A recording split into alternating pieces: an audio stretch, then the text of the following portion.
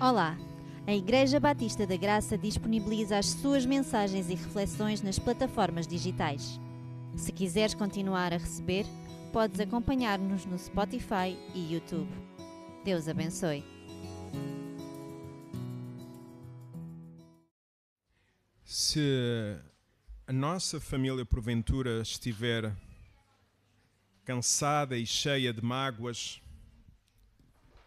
como é que nós podemos encontrar descanso para as nossas vidas? Se porventura o futuro assusta, como podemos ter coragem para dar um passo de fé, mesmo possivelmente não tendo qualquer tipo de garantia? Estamos dispostos a deixar de lado o controlo, as discussões nas nossas famílias para esperarmos pelo tempo de Deus? Será que estamos a cuidar da nossa família com amor, mesmo quando as coisas não estão fáceis e mesmo quando elas não são perfeitas? O título da mensagem de hoje é Há Descanso. Vamos então abrir as nossas Bíblias em Ruth, capítulo 3. Encontra-se logo a seguir ao Pentateuco, livro de Ruth, capítulo 3. Apenas para contextualizar rapidamente o capítulo 3, havia uma família que vivia em Belém, que significa casa do pão. De repente vem a fome, pela desobediência deste povo, pela palavra do Senhor. E então eles decidem, uma família decide sair, Noemi, Elimeleque e os seus 2 filhos, de saírem de Belém para irem para Moab. Moab era um território proibido por Deus, porque eram considerados inimigos de Israel, onde cometiam as maiores atrocidades, e Deus tinha dito que não queria ninguém em Moab. E esta família, temendo pelo seu futuro, não esperando pelo tempo de Deus, decide desobedecer à palavra do Senhor e ir até este país, esta cidade que Deus não permitia.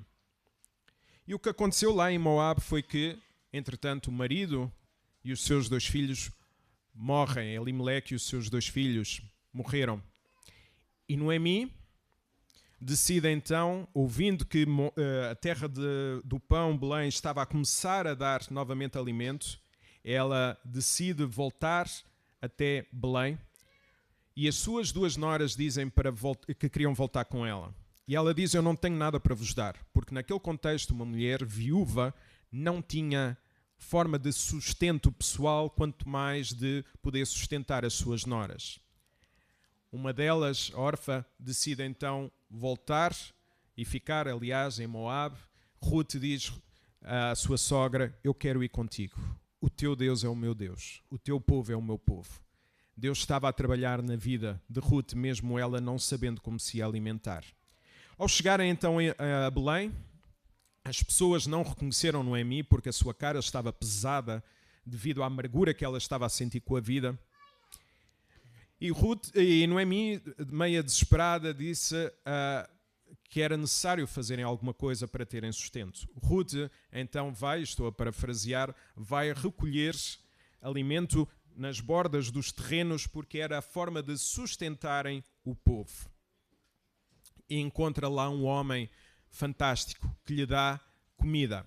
E é neste contexto que surge então o capítulo 3 e nós estamos a falar sobre família e vamos então olhar para o capítulo 3. Versículo 1. E disse-lhe Noemi, a sua sogra: minha filha, não hei de eu buscar-te um lar para que sejas feliz? Uma tradução mais próxima do original seria algo como: não tenho eu de encontrar um lugar de descanso para a tua vida? Noemi não estava então a pensar apenas num teto, num abrigo para Ruth, mas estava a querer que ela tivesse um verdadeiro descanso. E quando há descanso, nós sentimos que temos segurança, que há futuro, que há cuidado. Sabia então Noemi que esse descanso passaria por um casamento para que Ruth, e estamos a falar neste contexto, pudesse ser protegida por um homem e assegurar-lhe uma nova vida. Não esqueçamos que Ruth era viúva e era estrangeira. Não era bem vista. Uma mulher sem nome, sem herança, sem qualquer tipo de direito.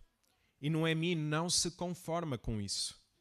Ela não quer apenas sobreviver. Ela quer ver a sua nora a ter descanso. Afinal, ela largou tudo e seguiu-a. Noemi também começa a perceber que afinal há futuro. Afinal há uma luz ao fundo do túnel e começou a perceber quem esteve sempre ao seu lado. Ser família, amada igreja, é isto. É cuidar de quem está connosco. Trazendo palavras que façam com que as pessoas sejam edificadas, isto é, que possam crescer. É cuidar de quem está ao nosso lado, para que no fim de todas as coisas a glória possa ser dada a Deus. É fazer o que estiver ao nosso alcance para que o nosso cônjuge, para que os nossos filhos descansem em Deus, mesmo que a vida não esteja a ser fácil. Um dos maiores problemas que nós vemos hoje é este. Há cônjuges que ainda tratam o outro como se fossem o seu pior inimigo. Querem a prova? As discussões constantes. As discussões em todas as famílias provam que nós achamos que o outro possivelmente é o nosso pior inimigo. Agressões verbais, mágoas acumuladas. Muitas vezes o meu papel como pastor é mostrar que o nosso maior adversário não é o outro. O nosso maior adversário nem é o diabo. O meu maior adversário no meu casamento é o meu eu. E logo depois vem então o diabo. E nós achamos sempre que é o outro, ou que é o diabo. E o diabo, para muitos, tem as costas largas. É por isso que muitos problemas nas famílias acontecem, não são por incompatibilidades com o nosso cônjuge. É sim por termos incompatibilidades de submeter o nosso eu, a nossa vida, ao eu de Jesus. Então pensemos, temos tido o desejo de trazer descanso à pessoa com quem nós fizemos uma aliança com Deus até que a morte nos separe? Tem sido o nosso desejo procurar descanso? Será que o nosso cônjuge, ou até aqueles que têm filhos, podem dizer: ele não é perfeito, mas sei que procura descanso para a minha vida? Será que é isto? Vamos agora olhar para o versículo 2 e o versículo 5. Ora, pois, não é Boaz, na companhia de cujas servas estiveste um dos nossos parentes? Eis que esta noite ele limpará a cevada na eira. Banha-te, unge-te e põe os teus melhores vestidos e deixa a eira. Porém, não te des a conhecer ao homem até que tenha acabado de comer e beber. Quando ele repousar, notarás o lugar em que se deita. Então chegarás e descobrir-lhe-ás os pés e deitar-te-ás. Ele te dirá o que deves fazer. Respondeu-lhe Ruth: tudo quanto me disseres eu farei. Versículo 6. Então foi para a eira e fez conforme tudo quanto a sua sogra lhe havia dito. A esperança começa a renascer. Uma mulher que já não sonhava começa a ver então a luz ao fundo do túnel. Alguém que antes sentia amargura, daí ela dizer: não me chamem mais Noemi, mas chamem-me Mara, começa agora a reencontrar a beleza da vida. Noemi, com a sabedoria que vinha da experiência, dá conselhos práticos a Ruth para ela se encontrar com o dono do terreno, cujo nome era Boaz. E agora reparem, ela diz para ela se arranjar, tomar banho, performar-se, vestir os seus melhores trajes. Acredita-se que esta expressão, vestir os teus melhores trajes ou vestidos, tem uma conexão mais profunda. Tira a roupa de viúva. Tira a tua roupa de luto, Ruth. Veste como alguém que está pronta para um novo capítulo, para uma nova história na tua vida. Não há aqui nada de sensual, não há aqui nada de manipulador. Há apenas o cuidado de uma mulher mais velha orientar uma mulher mais nova. E Ruth, como respeituosa que era, aceita os conselhos e diz: eu faço tudo conforme tu disseste. Noemi pede a Ruth para ela ir arriscar perante um homem. Ruth aceita esse risco. Ela podia ser rejeitada por Boaz, podia ser mal interpretada achando que ela era uma prostituta que se estava a oferecer, Podia ser expulsa dos campos e nunca mais ter direito a comida. Mas pior do que isto tudo é a rejeição. A dor da rejeição é uma das piores dores que nós podemos sentir. E Ruth diz, eu estou pronta a ser rejeitada.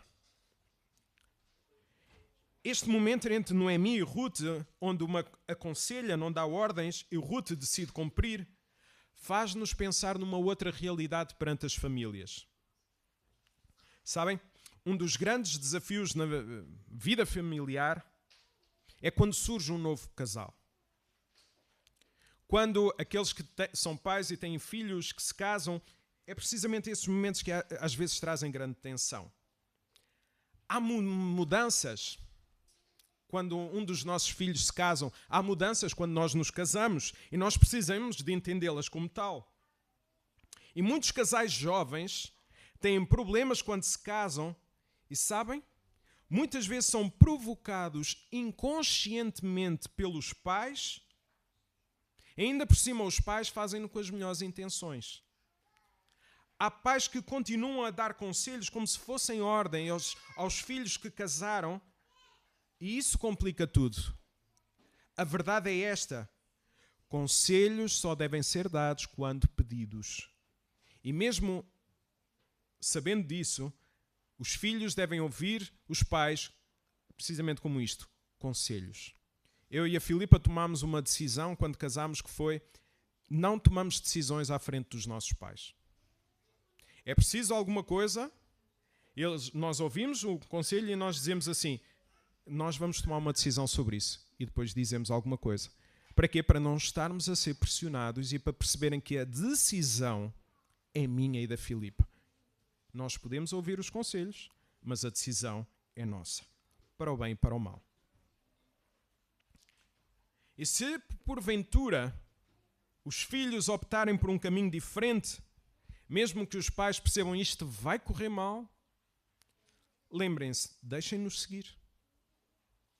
É parte do crescimento. Nós também, aqueles que são casados, eu este ano celebrei 20 anos, eu já bati e continuo a bater com a cabeça, mas faz parte do crescimento. Agora pensemos, aqueles pais que têm filhos casados, estamos a deixar os nossos filhos seguir o seu caminho? Filhos, será que desejam ouvir as palavras dos vossos pais como conselhos? Lembrem-se, quando há um casamento, há uma nova aliança. Nós vamos ser uma só carne, eu e a minha mulher somos uma só carne. Até que a morte nos separe. Então não é com os meus pais, não é com os meus sogros. É uma só carne com a minha esposa. Versículos 7 e 8. Havendo, pois, Boaz comido e bebido, e estando já de coração um tanto alegre, veio deitar-se ao pé de um monte de cereais. Então chegou ela de mansinho e descobriu-lhe os pés e deitou-se. Sucedeu que, pela meia-noite, assustando-se o homem, sentou-se e eis que uma mulher estava deitada a seus pés. Boaz era um homem sério. Ao lermos este versículo, podemos pensar que no final do dia ele comia e bebia até ficar alegre, quase embriagado, porque nós associamos, se queres ser feliz, tens que beber e comer. Essa interpretação força o texto. Não há qualquer sugestão de embriaguez. No original, a ideia é apenas mostrar que ele ficou satisfeito com a refeição e isso trouxe-lhe grande alegria. Aquela satisfação que todos nós já sentimos depois de uma boa comida e de uma boa bebida. Eu tive a possibilidade de ir até ao Porto e quando eu vou ao Porto eu tenho que comer uma francesinha. E no final eu fiquei, uau, estou satisfeito. É esta satisfação. Noemi pediu a Ruth para, vemos no texto, para descobrir os pés de Boaz enquanto ele dormia. Qual a razão? Quando estamos a dormir calmamente, se nos descobrirem os pés, normalmente acordamos com o frio. Hoje eu testei isso com um dos meus filhos, que tem dificuldades em levantar-se da cama. Levanta-te, dorme. O que é que eu fiz? Basta destapar, sente frio, acorda. Ei, o que se passa? Funciona. E foi isto que aconteceu aqui. Foi essa a intenção de descobrir os pés. Acordar Boaz. Isso está no versículo 8. Agora fica a pergunta, o que terá acontecido quando Boaz acordou? Meio estremunhado e viu uma mulher a seus pés, não sei quem, Mas eu tenho um amigo meu que quando alguém o acorda ao meio da noite, ele torna-se violento. Eu não vou dizer o nome dele, que é o pastor Sabino, mas quando alguém o acorda ao meio da noite, ele já aconteceu pegar numa sapatilha e arrumar contra o miúdo no acampamento que o acordou. Já podem ver. Há pessoas que são assim. Eu sou sempre um bem disposto. Versículo 9. Disse ele: quem és tu? Ela respondeu: sou Ruth, a tua serva. Estenda a tua capa sobre a tua serva, porque tu és resgatador. Então Ruth não esconde quem é. Ela não age como nós vimos na Bíblia, uma mulher chamada Tamar, que enganou o seu sogro Judá para se deitar com ele, engravidar e garantir descendência. Deus tinha mudado o seu coração. Já não era aquela Ruth moabita. Além de não mentir, Ruth é clara e direta. Reparem no texto. Estende a tua capa sobre a tua serva. Estas palavras têm um significado profundo. É como se ela estivesse a dizer nos dias de hoje a Boaz: pede-me em casamento, Boaz. Dá-me um anel de noivado. Foi mais ou menos o que a Filipa me disse quando queria casar comigo. Jonatas, pede-me em casamento. É esta a ideia destas palavras. Se nós olharmos para Ezequiel capítulo 16, versículo 8, para quem possa estar a pensar se foi mesmo assim, não foi. Se olharmos para Ezequiel capítulo 16, versículo 8, nós percebemos que Ruth está a usar uma imagem que simboliza proteção, cuidado e compromisso para que Boaz assuma a responsabilidade de a proteger e cuidar dela como marido. Então não há nada de sensual aqui. O que ela diz é apenas: casa comigo, Boaz. Pede-me em casamento. Dá-me um anel de noivado. Protege-me. Cuida de mim como meu marido. Este sempre foi o desejo de Deus, que os homens cuidassem espiritualmente das suas esposas. E é isto que Deus lhes está a pedir. Homens, será que nós temos cuidado espiritualmente das nossas esposas? Será que as nossas esposas podem também sentir que estão a ser protegidas, cuidadas espiritualmente por nós? Será que nós temos dado o melhor às nossas esposas, sabendo que o melhor é Jesus? Ruth não estava à espera de uma noite memorável. Ela estava à espera de um casamento estável, com um homem que temesse a Deus. Alguém que assumisse a responsabilidade de cuidar dela de verdade. E Boaz era exatamente isso. O seu, como diz o texto no original, o seu Goel, o seu resgatador. Segundo a lei, o Goel tinha o dever de proteger os familiares em dificuldades, defender os seus direitos, restituir propriedades vendidas e até casar com a viúva para preservar o nome da família. Levítico 25, 25, Deuteronômio capítulo 25, 5 e 6. Então este papel de resgatador, lembrando que Boaz era da família, ia muito para além do cumprimento da lei. Era alguém que tirava um familiar da miséria. Era alguém que devolvia a dignidade e dava-lhe uma nova vida restaurada e segura. É precisamente esta imagem da miséria e de restauração que nos dá algo sobre, ou uma visão de algo que está para vir. Boaz está-nos aqui a mostrar que há um resgatador superior a ele, que viria também a tirar-nos da nossa própria miséria e a dar-nos também uma nova vida restaurada e segura. Quem será este resgatador? Todo o Antigo Testamento clama por este resgatador. E eu não estava a dizer, mas eu não aguento, ele é Jesus. Todas as histórias do Antigo Testamento apontam para Jesus, para o resgatador maior, aquele que deu a sua vida para salvar todos aqueles que reconhecerem que são pecadores, para retirar-nos da nossa miséria espiritual e nos dar vida, uma nova vida e vida em abundância. Versículo 10. Disse ele: bendito sejas tu do Senhor, minha filha. Melhor fizeste a tua última benevolência que a primeira, pois não foste após os jovens, quer pobres, quer ricos. Então Boaz reconheceu a mulher que Ruth se tinha tornado. Vinha de uma terra pagã, de um povo conhecido pela sua imoralidade. Sabem, as mulheres moabitas eram conhecidas por seduzirem os homens dos outros e levá-los também à idolatria. Números 25, o versículo 1 até o versículo 3. E agora, Ruth estava a mostrar o seu caráter, a sua fé, o seu compromisso. A palavra aqui usada no texto, no original, para benevolência é hesed.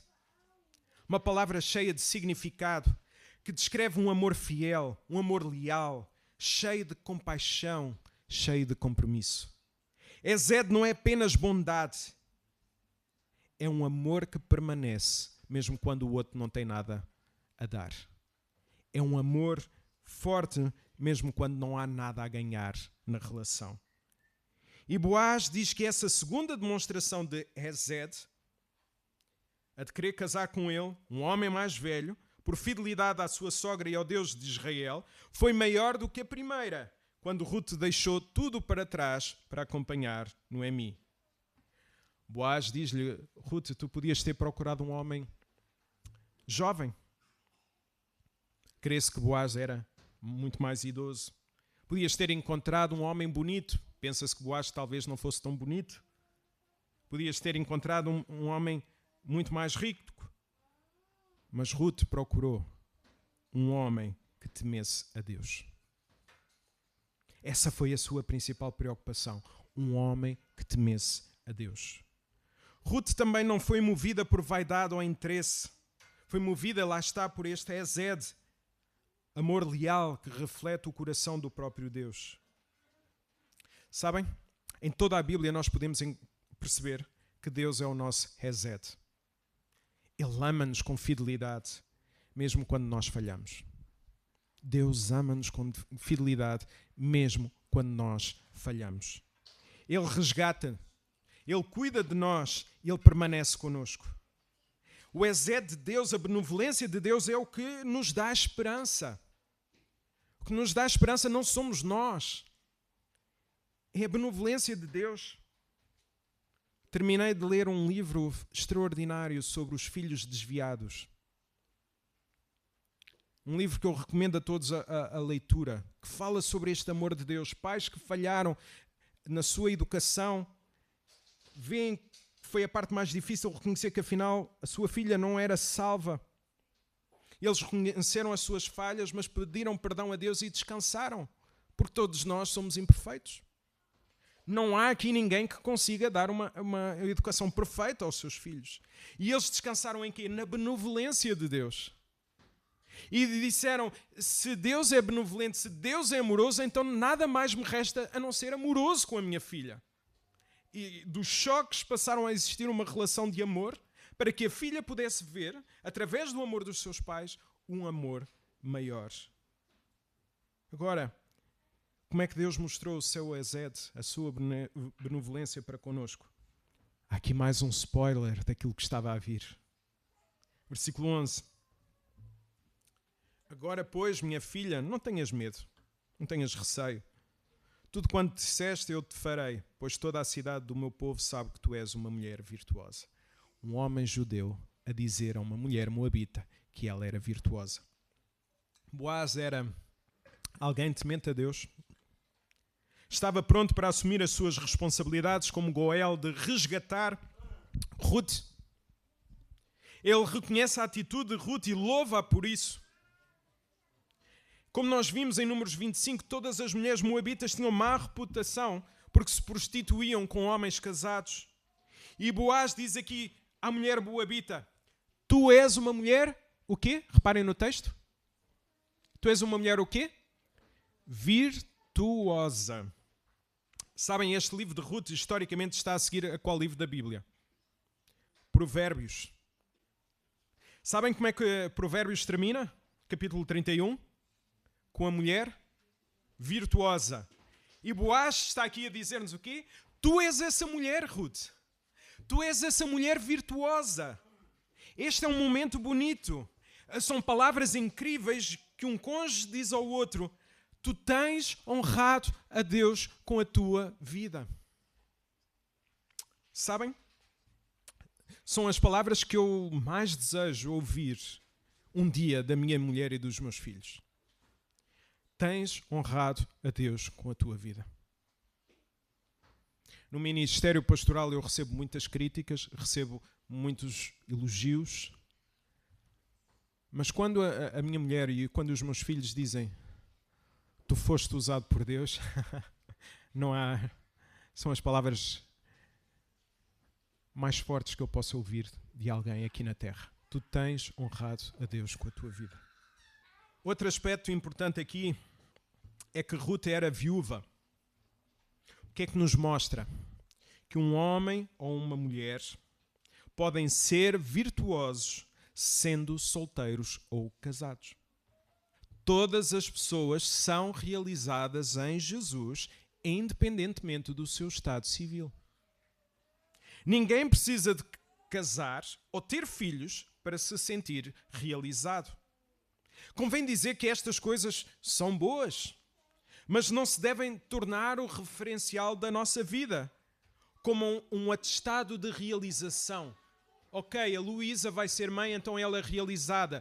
Alguém vai casar, então ela vai se realizar. Parem com esse tipo de discurso. Porque muitas vezes as pessoas atrás dessas realizações, entre aspas, entram por caminhos que não glorificam a Deus. Não deixes que o momento em que vives determine a tua identidade, nem a tua trajetória de vida.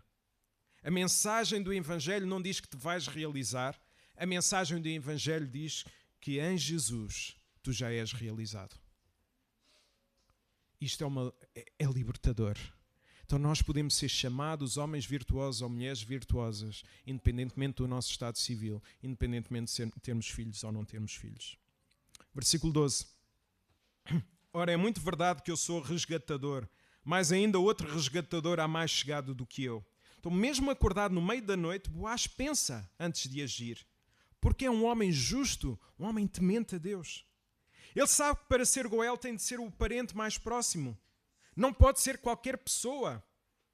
Boaz quer fazer tudo certo, seguindo a Deus e honrando a lei dos homens. Como precisamos ser pessoas tementes a Deus, honrando também a lei dos homens. Esta história mostra que o resgate é sério. A responsabilidade é grande. Trata-se de tirar alguém da miséria. E é aqui que esta história nos deixa uma grande expectativa sobre quem virá a cumprir totalmente esse papel de resgatador daqueles que estão na miséria espiritual. Versículo 13 e 14. Fica-te aqui esta noite, e será que pela manhã, se ele te quiser resgatar, bem está, que te resgate. Porém, se não lhe apraz resgatar-te, eu o farei, tão certo como vive o Senhor. Deita-te aqui até de manhã. Ficou-se, pois, deitado a seus pés até pela manhã e levantou-se antes que pudessem conhecer-se um ao outro, porque ele disse, não saiba que veio mulher à eira. Então Boaz mostrou mais uma vez que era um homem temente a Deus. Podia-se ter aproveitado a vulnerabilidade de Ruth. Podia dizer, eu que sou teu resgatador, mas não, ele disse, há um homem mais próximo no laço familiar de ti. Podia ter mandado Ruth embora, mas não fez. Honrou a Deus e honrou a vida desta mulher, garantindo que nada houvesse de íntimo antes do casamento. Ela era uma mulher virtuosa. Todos os cristãos devem cuidar da reputação dos outros. Como seria se houvesse mais pessoas assim? Homens e mulheres sérios, que honram os seus compromissos com Deus, com a família, com a sociedade. Boaz era esse tipo de homem, muito diferente de Elimeleque, o marido de Noemi, que desobedeceu a Deus para alcançar os seus objetivos. Ele garantiu a Ruth que se o resgatador mais próximo não cumprisse o seu papel, ele o faria e o faria com alegria. Mais um sério alerta para nós. Há um resgatador que nos tira da miséria com alegria, com amor. Oséias 11:4 diz-nos, atraiu-os com cordas humanas, com laços de amor. Deus, quando envia o seu Filho Jesus, Ele não o faz com tristeza, mesmo perdendo o seu Filho, Ele o faz com alegria, atraiu-os com laços de amor. Um ponto importante aqui para os mais novos. Casamento não é sobre casar com alguém perfeito, mas com alguém temente a Deus. Muitas vezes as pessoas rejeitam casar com quem teve um passado difícil, achando que isso é mais espiritual. Não, a Filipa teve um passado terrível, não teve, mas teve um passado terrível, não sei o quê, já não quero casar com ela. Estou à espera da mulher perfeita e imaculada. Se fosse assim, eu nunca iria casar. Lembrem-se, se as pessoas se arrependeram, o pecado foi perdoado. O pecado foi limpo. Diria até, em certo sentido, que é melhor casar com alguém com um passado perdoado do que com alguém que cresceu na igreja e que não tem temor a Deus. E às vezes nós colocamos barreiras onde Deus perdoou. Eu às vezes noto, vou casar com ele. Mas ele já teve tantas experiências na vida. Mas está arrependido? Está. Então se está arrependido, está perdoado. Está perdoado. Não podemos pôr mais peso quando Deus já o tirou. Versículo 15. Disse mais, dá-me um manto que tens sobre ti e segura-o. E ela o segurou. Ele o encheu com 6 medidas de cevada e pôs-lhe às costas. Então entrou ela na cidade. Boaz cuidou de Ruth mesmo sem saber se ele iria ser o resgatador. Isso mostra o seu caráter. E reparem no detalhe. Vejam outra vez no texto. Eu dei-lhe 6 medidas de cevada. Algo como 36 quilos. Era muito. Boaz quis garantir que tanto Ruth como Noemi seriam bem alimentadas. O que mostra também que Ruth era uma mulher forte e robusta porque tinha capacidade de pegar em 36 quilos. Eu não sei se teria. Agora reparem novamente nisto. Talvez não seja apenas um detalhe. A expressão 6 medidas. O número 6 na Bíblia traz frequentemente a ideia de algo incompleto. E o 7, a ideia de plenitude. Basta olhar para a criação. É como se esta oferta generosa ainda fosse incompleta e estivesse a apontar para outra que seria completa. Um resgatador que não alimenta apenas por uns dias, mas enche a vida de uma pessoa de vida em abundância. Jesus. Versículo 16. E chegando à casa da sua sogra, esta lhe disse, como é que se passaram estas coisas, filha minha? Ela lhe contou tudo quanto aquele homem lhe fizera. Algumas traduções dizem como se passaram as coisas, mas no original, no hebraico, é algo mais literal. Quem és tu, minha filha?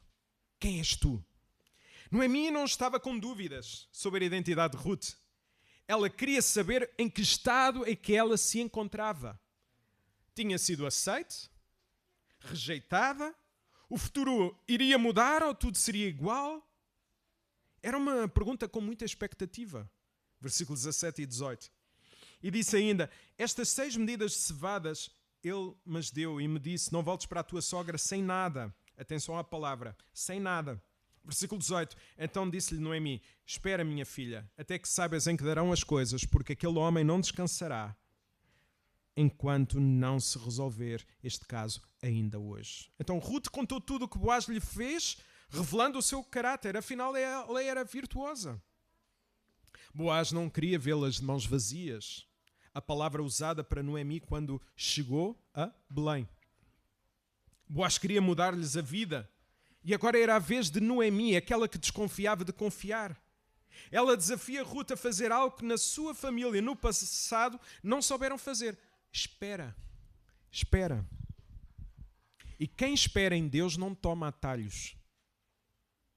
Simplesmente acredita que Deus está a agir. Tenho notado que há muitas coisas difíceis na vida cristã. E se sentes que a vida cristã é difícil, junta-te ao clube. Mas note que uma das coisas mais difíceis é esperar. Esperar é das coisas mais difíceis na vida cristã. E aqueles pais que eu falei do livro esperaram anos até ver a sua filha a ser salva. Já contei o livro. A ser salva. E foi difícil. Choraram muitas noites. Mas também é aí que se prova se realmente confiamos em Deus quando esperamos. Quando percebemos que o tempo das nossas famílias não estão nas nossas mãos, nós entregamos tudo nas mãos daquele que cuida. Enquanto família, nós temos esperado pelo quê? Algum desespero a crescer por dentro por uma resposta que ainda não chegou? Por um filho que ainda não vimos a ser salvo?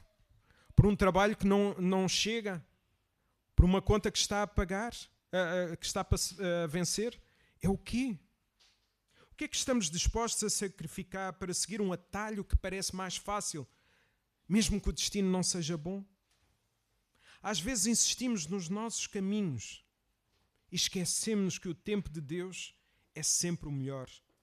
O salmista chega a esta conclusão e diz: os meus tempos estão nas tuas mãos. Salmos 31:15. Os meus tempos estão nas tuas mãos. E eu quero mesmo hoje de manhã desafiar-te a isso. A que possas dizer a Deus: meu Deus, os meus tempos estão nas tuas mãos.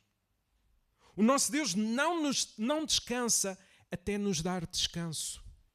Foi isso que Agostinho disse quando diz: fizeste-nos para ti, e só em ti a nossa alma encontra descanso. Então só haverá descanso nas nossas famílias quando nós descansarmos em Deus. Noemi começou este capítulo preocupada com o futuro da sua nora. Ela não podia controlar, mas podia dar um passo de fé. E nós? Quantas vezes ficamos presos nas nossas mágoas, no nosso medo, na tentativa de controlar tudo? O diabo tem duas armas. Ao crente, quer lembrar do seu pecado para os poder derrubar. Aos descrentes faz acreditar que o pecado é só um erro ou uma opinião diferente. Por outro lado, Jesus levanta quem caiu e dá graça a quem ainda está caído.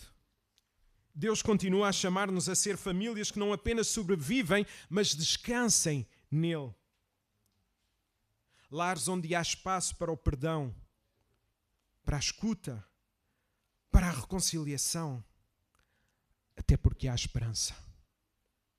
Talvez a tua casa tenha esquecido o significado de descanso. Hoje é o dia de lembrar. Somos chamados a cuidar uns dos outros, a criar um ambiente até onde os mais frágeis se sentem seguros.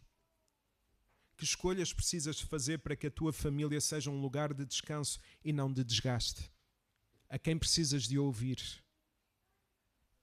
A quem precisas pedir perdão? Ou a proteger com mais ternura?